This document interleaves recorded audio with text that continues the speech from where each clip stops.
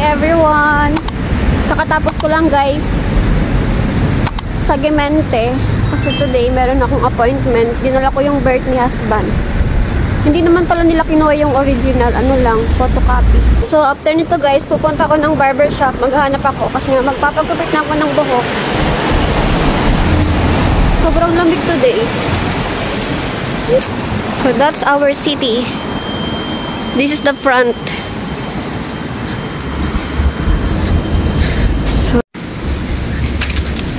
So ito, meron ako nakitang barbershop. Pero ano lang siya, para lang siya pang lalaki.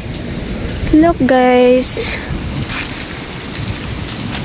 And this is the food cart of, I think ano siya, Indonesian. Sarado pa.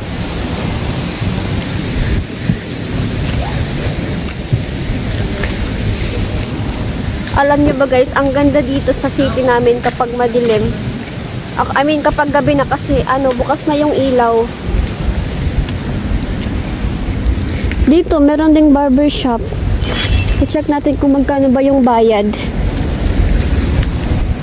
Mahal kasi guys yung bayad kapag babae. Kapag lalaki, 20 euro. Ay, papasok muna ako dito sa store ng mga gadgets kasi nga kailangan kong bumili ng charger. So, yung hanapin ko is yung 50 watts. Para sa Samsung Type-C. Meron din silang mga used phone. Ito iPhone 13, 455 euro. Gusto naman iPhone 14 Pro Max, 645. Ang ganda niya. Yung mga traditional clothes. Ito yung itsura niya, oh. Ito naman yung isa. Ang dami. Oh.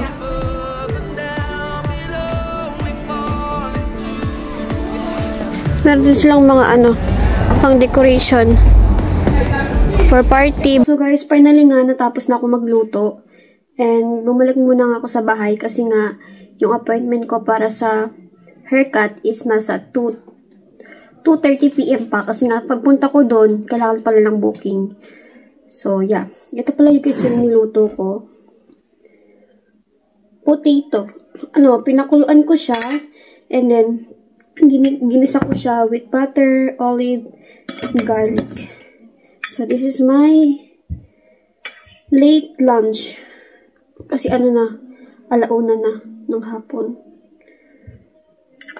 Si husband pauwi na rin yun. Kasi nga, mabilis lang yung work niya ngayon. Short lang. And I have here fried chicken. Sarap siya. Crunchy. Let's eat, guys.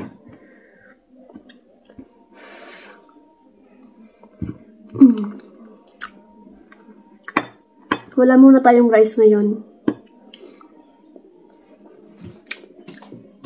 Ang sarap.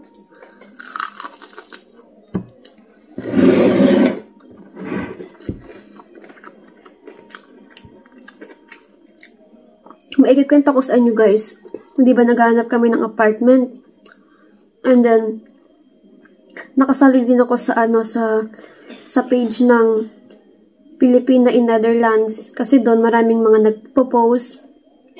And mayroon din akong nakita doon na nag-i-inquire ng mga apartments. So, yun din yung ginawa ko. Nag-post din ako about sa apartment. Kung meron ba silang may recommend. Kasi maraming mga Pinoy doon sa group. And then, ayun, may nag-comment doon sa post ko. I-PM ko daw siya. Tapos, ayun, piniem ko siya. Kasi meron siyang in-offer na room. Nasa 400 euro per month. Nashock nga ako kasi nga ang mura. Tapos nung sinan nila yung video, yung itsura ng apartment, ang ganda. Tapos 400 lang. Tapos bigla agad siyang nag-video call sa akin. Nag-video call siya. Tapos sinagot ko naman, bigla ko siyang sinagot. So nakita ko babae. Tapos nung nakita niya na ako sa video call, bigla niyang inop yung cam. Tapos ayun, nagsalita na siya, sabi niya, actually daw, meron na daw nakauna sa akin. Nag-down daw yung babae, nag-down na daw ng 150 euro. Pero daw, kung makapag-down daw ako makapag-down daw ako ng 200 ba yun?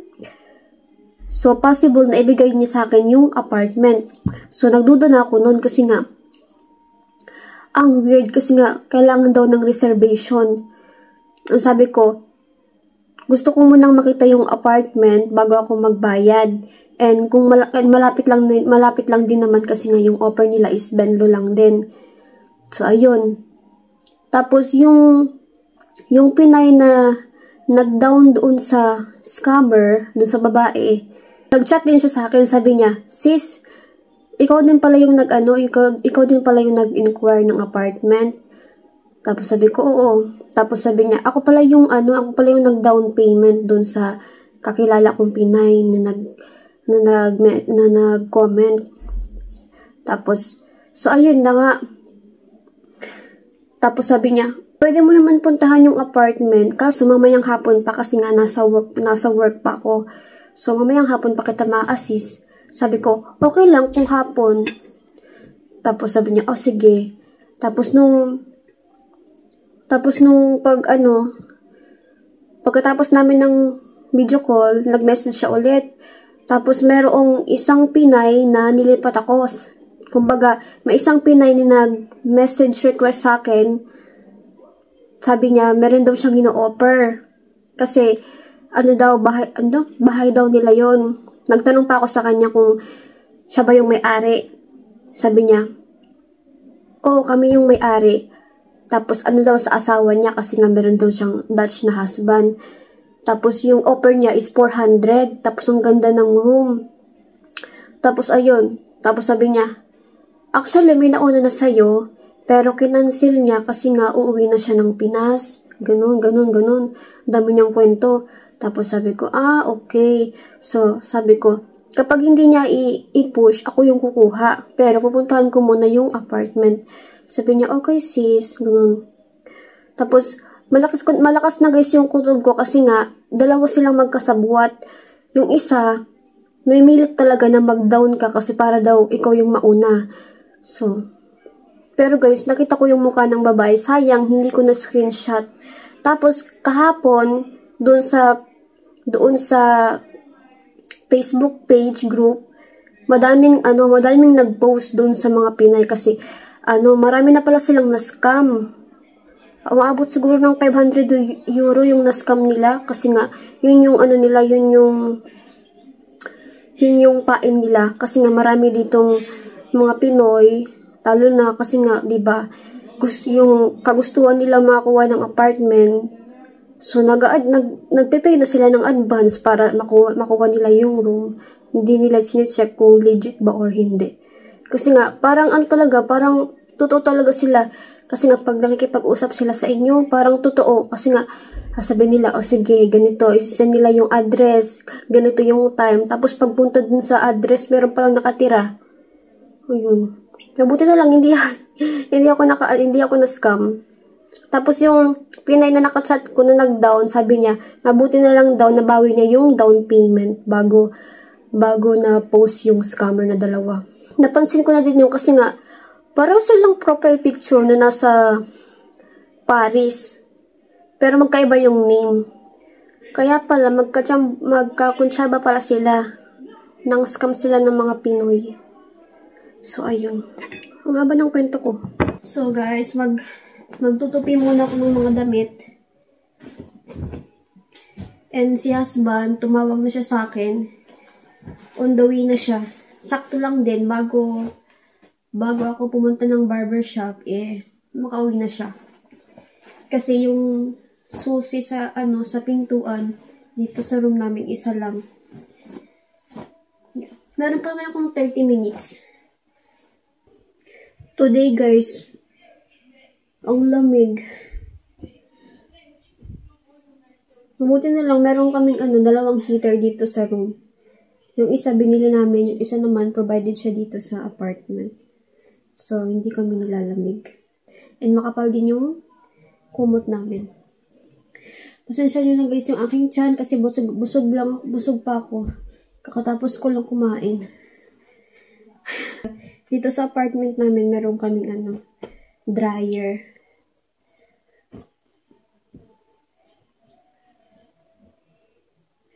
So, hindi namin kailangan magsampay. Pero minsan, kapag madami yung nakapila, hindi na namin dinadryer lahat. Para yung iba makagamit. So guys, malapit na ako pumunta doon. Ito yung yung company card ng salon. So nakalagay dito 11:40 yung appointment ko.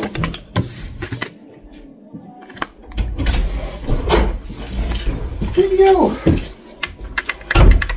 You have another look? Yes! What is the insurance?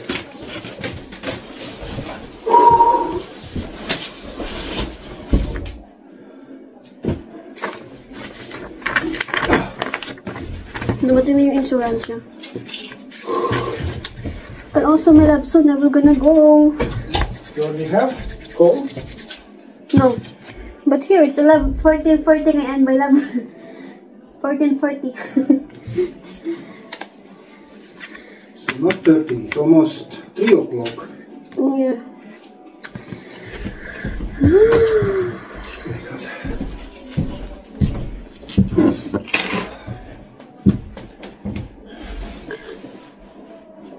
But I did not hear this beep beep. I did not do it. He was busy. You today 2 times didn't hear my call also. So you're busy about something. So guys, winash na lang yung hair ko. Lalaki pala yung magugupit sa akin. Tingnan nyo guys yung aking new haircut. Binayad ko dito is 50 euro. Ang ganda niya. It's a gay. Who did my hair? I don't know if it's a gay or only like.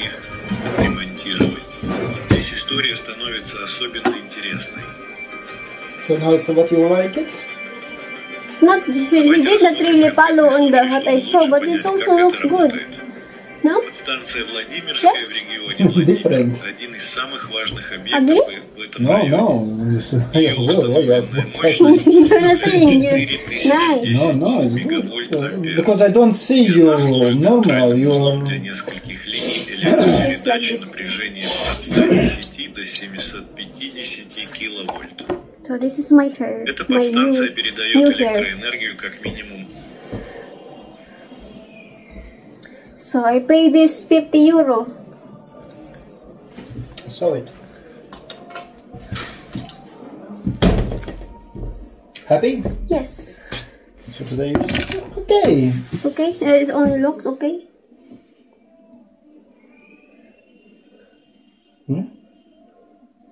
His blower also. You need to curly, then it will be in the super league. You're looking very good when it's curly. Curly and when it's up. How can you make it curly when it's off? Up. Here, up. And curly. Up and it's like this. And then falling, you know, and curly. That is looking super big. You was actually quickly. 50 euros for so quickly.